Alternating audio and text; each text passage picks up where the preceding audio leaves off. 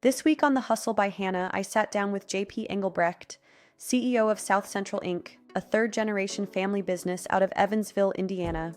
JP Engelbrecht, South Central Inc., a third generation company started back in 46 in Evansville, Indiana. We started out in the radio, television, and music business, very old school brand on that last one, doing music in restaurants, hotels, and whatnot. But we had radio stations, television stations, and of course the audiovisual components that come with that business before we got out of legacy media really in a big way about 10 years ago-ish, before starting to invest in other things as a family office.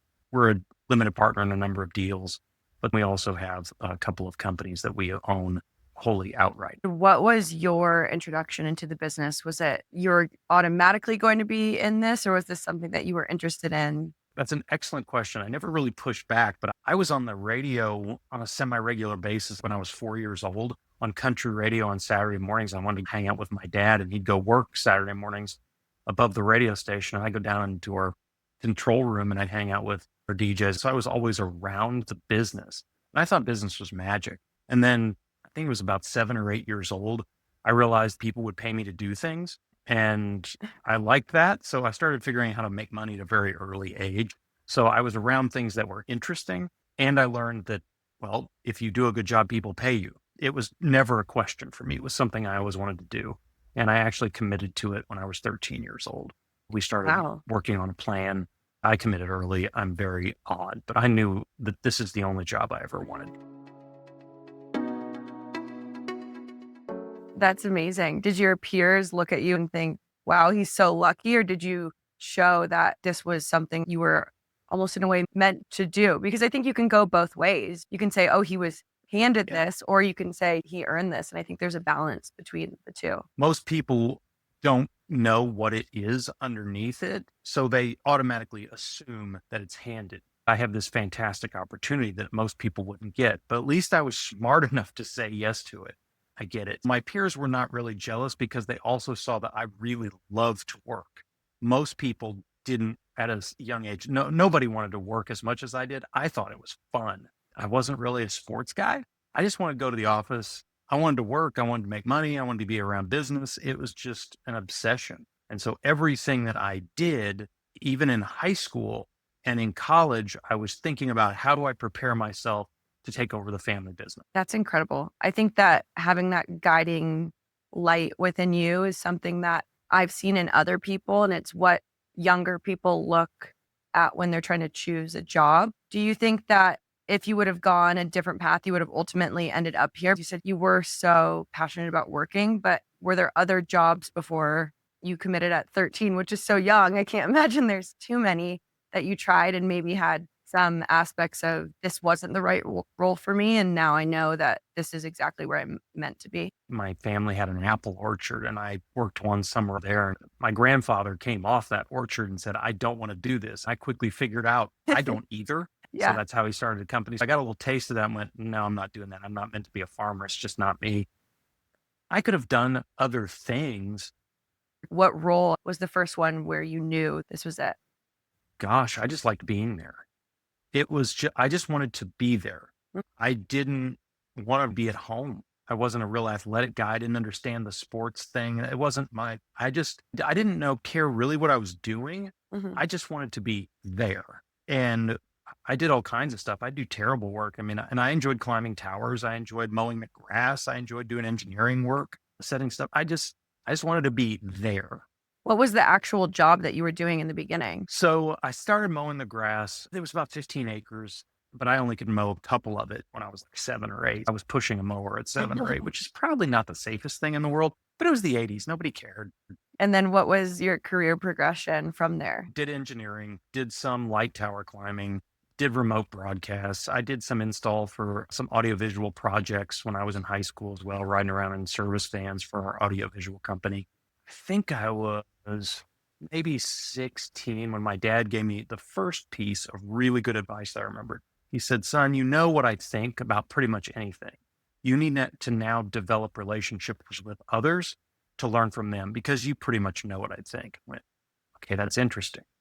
And that was great. So I started picking at other people and going, okay, what do you think about this? And I started developing mentors and things like that. That was great advice. About the same time, though, he told me, he said, son, you really don't need to go to college. You already know how to read financial statements. I'm in high school at the time. He said, you know how to do this. You've been around. We can teach you everything you need to know. But if you don't go to college, your mother's going to kill us both. I went, okay.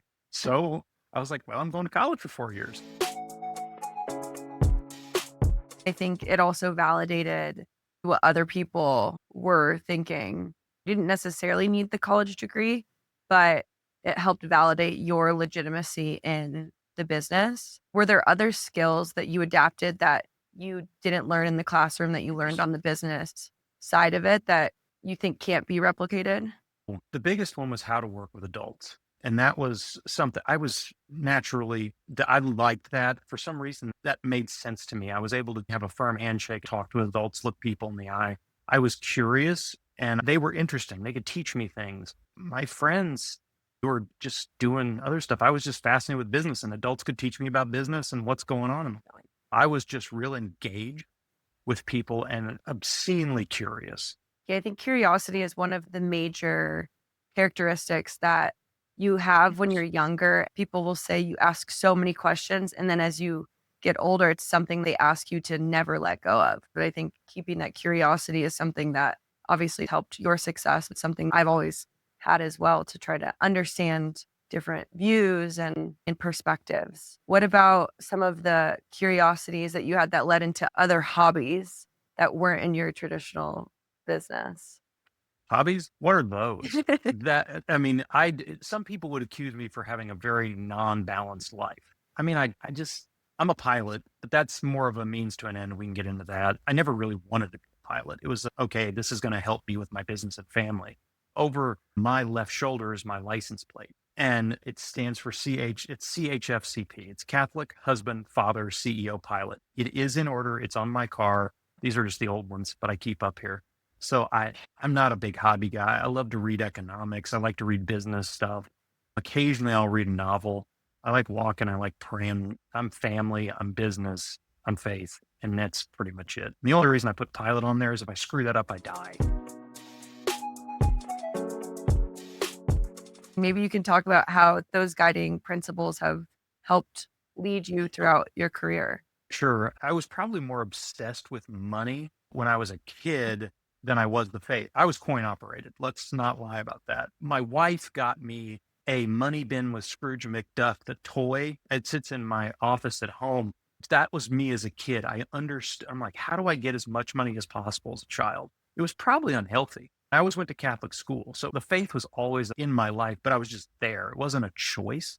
As I got through college, I went to Xavier in Cincinnati. It's Catholic Jesuit school. That's where it started to become more of, hey, this is more interesting. As time has shifted, the faith component has become more of the primary driver of my life. I'm trying to say, how does everything fit that? Literally, it's Catholic, husband, father. The CEO and the pilot support those first three things. That's my vocation. It really helps reorient me. And thank God, because I'm a terrible golfer. And so, I get all mad, I'll be in a hobby or hurt my shoulder or whatever. When I come out and I see the license plate and I go, golf doesn't matter. It's not there. I think that's important. Keeping your values throughout every aspect of your life will lead you to make better decisions in each part. But maybe you can talk a little bit about being a pilot. How did you get into that? You said it was more of a means to an end, but how does someone get into flying? And I just flew back from Nashville today to do this. I fly every week. Before I had kids, I was on the road. I was driving 40-ish thousand miles a year. I had status on Delta. At that point, our holdings were as far west as Vegas, as far north as Fargo, as far south as Tampa. So I was traveling. I found out we were going to have our first child, and I never wanted to be a pilot. My dad was, but he stopped flying back in the 70s. He kept getting lost. He was directionally challenged. I'm good at directions. And I said, I want to be home more for my family, and I need to be gone more for my business. And I was in my 20s at the time. I realized I didn't want to be a guy sitting in the back getting chauffeured around. That didn't feel right to me. In Evansville, Indiana, I didn't want to be chartering planes. So I said, by God, I'm just going to do it. I like stuff like that. So I just threw myself into it, became a pilot. Now my daughter's 16. And if you meet her, she would say, my dad became a pilot for me. and it's accurate. That's So full. 16 years later, I got Wow. over 2,000 hours. I'm commercially rated, instrument rated, and I'm flying. I think it's just another example of how people might look at that and be like, it is a hobby, but it really is something deeper that allowed you to put your family first and then also operate your business at such a high caliber. That's incredible. Are there other aspects of your family's business that your employees would say are very clear to them as well? That legacy aspect of how you guys have grown your business and been successful? Yeah, so the legacy is important. In my office over here on the right, I've got cabinets full of family business books. And they talking about third generation is going to be the one screwing it up, which that's me. And, how do you build the legacy and don't live off the business and just suck it dry? Third generation, the reason they do it is because they didn't see the hard work. They just saw the benefits of it. They saw the flash, the fun. And people look at it and go, hey, JP's a pilot. Oh, that's really nice to do it. He's just jacking around. No, I do it for work. And I love the work. That's the interesting part to me. So I think I have a shot of not screwing it up because I just enjoy working.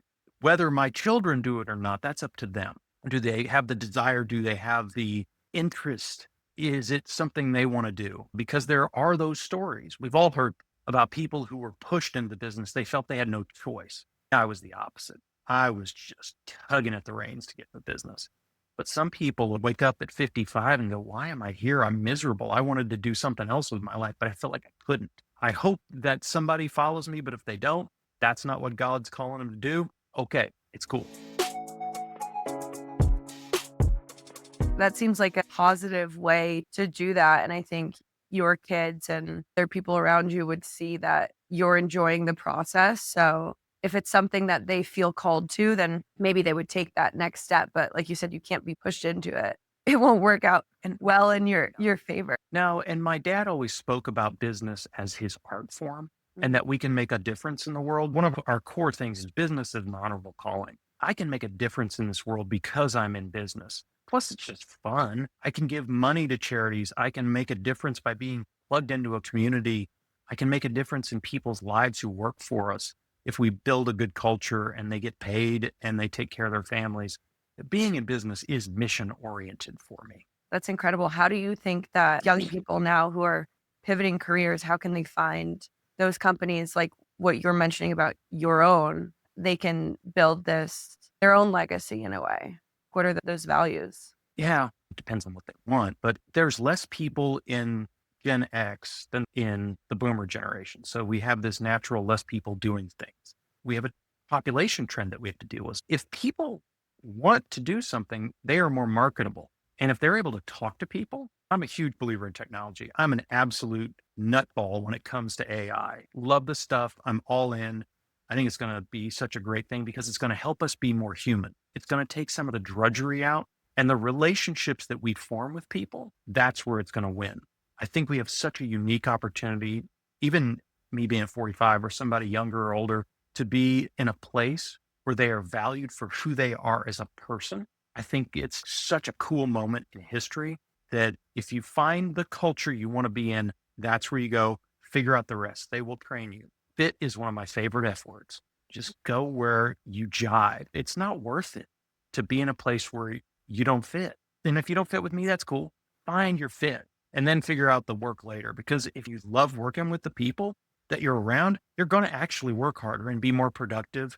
Every study, every management book, it all proves out. I agree. Do you think that your family business has been run better because of those values? For me, I've joined a company and I thought there was fit, but then I knew it was time to move on. And it's almost as if there is this draw. And I think that times are changing. Like you said, there was a draw towards these massive tech companies and you thought they had the best culture. Ultimately, that culture was just a shield over a broader issue. The culture you're describing almost sounds like a utopia. That's not a utopia. Not a utopia, but there's more values behind a family-run business than a larger tech company, which I think a lot of young people were drawn to. So I think there's a shift towards these more value-driven companies. Yeah. I will connect this back to the third generation problem in the tech industry. A lot of people in the third generation want all the fancy stuff because of how the tech industry ran up so fast. And it was free lunches, free massages, stock options. And it was a hang. People got attracted to that didn't really want to do it. And now I don't live that life. One of the things I'm very excited about, though, is seeing how Silicon Valley is shifting toward the defense industry where it was born. Mm. So I think this is actually really helpful that people are going to start finding meaning in the tech industry saying, okay, let's not just jack around and build apps that melt our brain. Let's go out and build things that keep our country safe. Let's go out and build things that make society better. I think there is something cool and necessary happening in that shift. And trust me, I have seen tons of family businesses that had dumpster fires as Oh, yeah. cultures.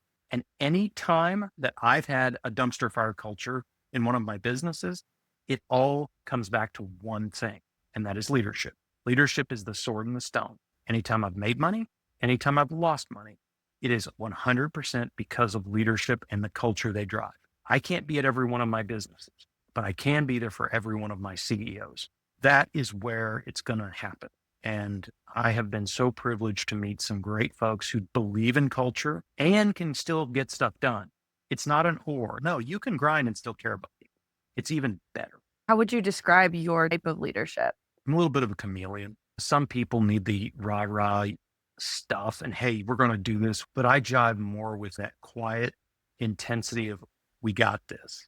We can do this. Here's a plan. Now, I do have that in me because I grew up in the radio business. Give me a microphone and I'm in trouble. But when I really identify with a leader, it's when they go, I care about my people and my number one goal is to build a team. That's when it gets interesting. Because if that's their desire is to build a team and you don't hear them talking about, I'm here to get rich. Yeah, I need to be paid appropriately. But when you start hearing people talk about they get their juice from building teams, that's when it's special. It sounds like your family is your first team and then your business is your second team. And then beyond that, you have other teams that support those teams. And you can't do it alone. I've never thought about it that way. Thank you for that. That's cool. I would course. actually say the Holy Family is my first team. Big Mary, Joseph, and Jesus guy. My second team is my family. My third is definitely my business. I'm going to really use that. Thank you. You gave me a gift. Of course. And I think you can't run anything successfully alone. And that's a guiding principle of myself that I've learned from a young age. And like you said, it's mentors, it's leadership, it's that curiosity. I think those are all important to better yourself and those around you. What about some of the portfolio companies that you're working on or ones that you're most proud of? I've been proud of companies that we don't even have anymore. I miss the people. I'd miss the radio business and what it was. It was magic back in the day because it was show business. It was interesting. It was tech, but I miss those people and I miss being there and trying to figure stuff out, growing. And those years when it was, near double-digit growth in that business, that was super fun. Growing with people and trying to figure it out is way more fun than going, oh crap, the industry's not growing or it's declining. How do we take market share? I like the audiovisual space. That was fun. We were building cool stuff. Hey, screens and music and sound. I also we're with our two big manufacturing companies right now is FiberTech Plastics and Elberfeld. It builds, and then we have Janus Fire Systems and Crown Point, which is a special hazard fire protection company. But FiberTech builds really big plastic stuff that's durable. And we fix it too, but it's fun, it's interesting. And I just like the people of it. They're interesting to talk to and they care about it. Operationally focused people are almost obsessive. And you find this in tech or in fire protection. We joke that you don't want to go to dinner with the management team at Janus Fire Systems because all they'll do is talk about fire protection. And it's absolutely true. And they'll listen to this and they'll go, yeah, it's true. But I love those guys. All they want to do is talk about fire protection. But you love that they care and that it's interesting to them. I was obsessed with business. So are they. And I get that. That makes me proud. I think being obsessed with what you do will let and bleed into other parts of your life. If you don't believe it, then why would someone else join your team or your leadership or invest in your company? You want to be an authentic mirror of that business. Otherwise, what are you doing? If you don't enjoy it and there's not a fit, what are you doing? Absolutely. John Maxwell talked in all of his books, thousands upon thousands of pages that guy wrote, but it came down to one thing. He said, leadership is simply one word, influence. If you're not interested and jazzed up about it, you can't influence anybody. I agree. That's extremely important. The points you've made are very clear and a lot of people add some fluff, for a better, worse term, but it makes sense. Like you said, do what you love, lead, and do it with true values. These are great pieces of advice for young entrepreneurs and anyone who is working in a business, wants to pivot and go on and build a business. I guess we'll just end this with a couple quick questions, if you don't mind. What has been one of the most surprising investments you've made? I never thought I would be as deeply into real estate as I thought. That's been fun. I don't do development myself, but we've been fortunate enough to work with some really neat people. Indiana has this interesting collection of really great real estate developers. That's been a surprise that I've gotten to do some of that with them. In terms of the portfolios, my portfolio has been so broad over the years, from banking to consumer packaged goods, radio, television, fire protection, plastics, professional services. There have been so many surprises along the way. I was just in Nashville for an addiction treatment board meeting that we're invested in. I'd say my number one right now would be how complicated healthcare is as an investor. Yeah. It's a business. How did you learn the skills to understand these businesses? Was it all similar fundamentals, or did you just go all in, research as much as possible, and then say, this is a good business? Some I didn't know and got into them. Not all the stories are good. So far, I'm just keeping my head above water. I'm doing fine. I think leadership was more fungible than having the necessary operational skill. Sure, there are leaders that can go into a business and succeed anywhere. It's a lot easier and takes a lot less time if you have somebody who really knows the business and the industry that then has that leadership ability. It's about people. We can ask all the AI to give us all the information. We can just go absolutely bonkers on research. I want somebody talking to me. What am I not smart enough to ask? What are you excited about? What scares you? What's something that surprises you? I want to talk to somebody, because that's where I'll really swim in the business, because you always will find somebody who says something that just makes sense to you. 100%. And technology, like you said, can get you so far, but having that deeper conversation and uncovering their driving factors and their why is what's going to take it to the next level. I also think you have a really interesting perspective about AI. There's so much fear mongering right now, and rightfully so. A lot of jobs will be taken, but I think there's a lot of opportunity to find a new path or a new job. And maybe you can talk about some of the other trends that you see that are exciting to you. I'll give a shout out to the Rational Optimist. It's a great once a week newsletter. This is going to be better. It's going to make us more human, because they laid it out as this is how technological has changed since the dawn of time. We lose a set of jobs, but those are quickly replaced by jobs we never dreamed of. We just have to reskill. And some people go, well, that's easy for you to say. My brother was a factory worker for 30 years and that factory shut down. That doesn't make it less hard. But if you look at the economic reality, we don't lose employment. Jobs might go away, but we have a desire and a need for people doing other things. So I'm super excited about that. The other one I'll give a shout out to is the Neuron. Fabulous AI piece that comes out every week. I think that's how we got connected on some of this. It's moving so fast and it's so fascinating. We will look back on this as one of the great moments in human history in terms of change. It is going to allow us to do higher value work and to be more people oriented if we choose to. Now, people can get freaked out, but if you grab a hold of it and you choose to be more human, you will be more valuable. So this is an accelerator of the value of humankind right now, because we're going to get rid of a lot of busy work and noise. So 3 cheers for being human. I 100% agree. And it's allowed us to connect on a topic that we both want to talk about. But if you push back on the things that are pushing everyone else forward, you unfortunately will get left behind. And I think using those to accelerate your skills is a great and optimistic way to think about it. In my early career, I was more scared of the burning platform, of worried about people catching me. Now you talked about optimism. It's not like, oh, I'm going to get left behind. I don't worry about that anymore. Now I'm more looking forward. The windshield's way bigger than the rearview mirror, and I'm so optimistic and positive about what can come. And I'm glad I don't have that old boogeyman of, well, I've got to, keep up. That's awful. That doesn't feel very good. Let's be positive. Let's go forward. It's a great way to think about it and a great way to end. It's been a pleasure learning about your businesses. And I think behind the businesses, like you mentioned, is your values that lead you throughout everything, and should be so lucky to have a leader like you at their professional life. Thank you. That's very kind. Thank you for the time. I appreciate you. All right.